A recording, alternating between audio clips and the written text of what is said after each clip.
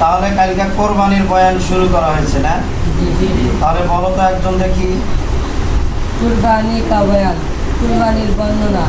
কুরবানি का बड़ा सभाय, কুরবানির বড় সব।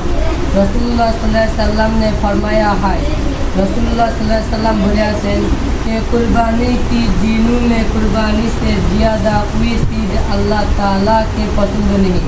আল্লাহ তাআলা কো পছন্দ নেই। আল্লাহ তাআলা को पसंद नहीं। যে কুরবানির দিনের মধ্যে কুরবানির থেকে বেশি কোনো জিনিস আল্লাহ তাআলার পছন্দ না। उन दोनों में ये नेक काम सब नेकियों से बड़ा का है। ওই দিনের মধ্যে এই সৎ কাজ সব নেকির মধ্যে বড়। আর কুরবানি আরে করতে থামো।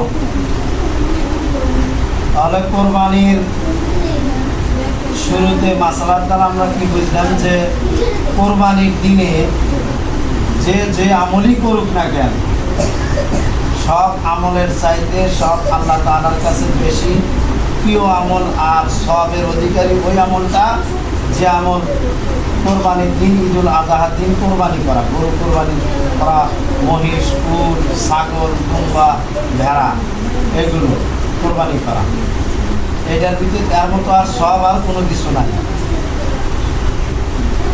করা ছিল কোন থেকে, মানে কোরবানি করার নিয়ম, মানে কোরবানির পশু জবাহ করার নিয়ম কানুন, কোরবানি করার জবাহ করার আগে যে কাজগুলো করতে হবে।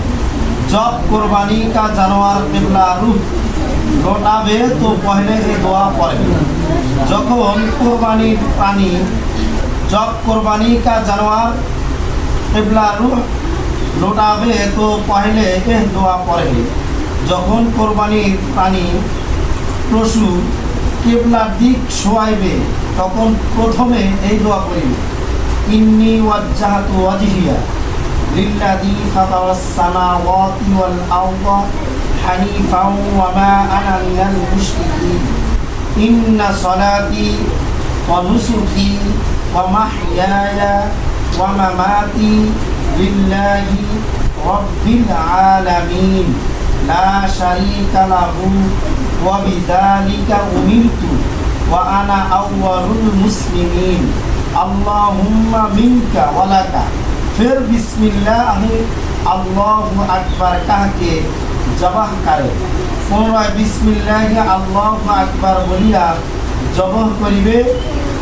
और জবাহ করতে বাদ এই দোয়া পড়ে এবং জবাহ করার পরে এই দোয়া করিবে, আল্লাহুম্মা তাকাব্বালহু মিন্নি কামা তাকাব্বালতা মিন হাবিবিকা মুহাম্মাদিন ওয়া খলিলিকা ইব্রাহিম আলাইহিস সালাতু ওয়াস সালাম। মানে কোরবানি করার পরে এই দোয়াটা করতে হবে। বিসমিল্লাহ আল্লাহু আকবার বলিয়া জবাহ করা এবং জবাহ করার পরে যে দোয়াটা বললাম আল্লাহুম্মা তাকাব্বালহু মিন্নি কামা তাকাব্বালতা, এই দোয়াটা করতে হবে। এখন দেখো মাসালা, जिस पर सदका फितर वाजिब है उस पर बकरा ईद के दिनों में कुर्बानी करना भी वाजिब है। যার উপর सदका फितर वाजिब তার উপর बकरा ईद के दिनों में, बकरा ईद के दिनों মানে কি, ঈদুল আজহার দিনের মধ্যে, ঈদুল আজহার দিনের মধ্যে কোরবানি করাও ওয়াজিব। মানে যার উপর সদকা ফিতর ওয়াজিব, যাদের উপর সদকা ফিতর ওয়াজিব আছে তাদের উপর ঈদুল আজহার দিনে কোরবানি করাও ওয়াজিব।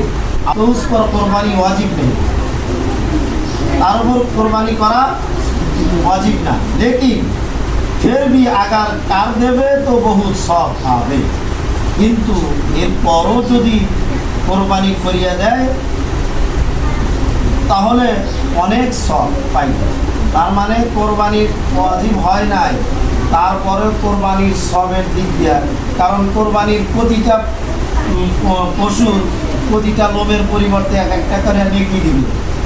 এই সবের দিক দিয়ে লক্ষ্য করিয়া যদি কেউ কারো উপর ওয়াজিব নাও হয় তারপরও সে কোরবানি দিবে সবের দিক দিয়ে, সে কোরবানি করলে সব পাইবে,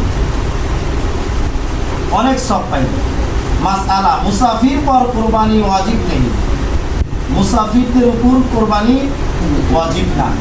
মুসাফির তাদেরকে বলে, আর কতটুক পরিমাণ গেলে, কত মাইল গেলে এটা পড়া হয়েছে না? মুসাফির কাক পায়, এই মুসাফির ব্যক্তির উপর কোরবানি ওয়াজিব না।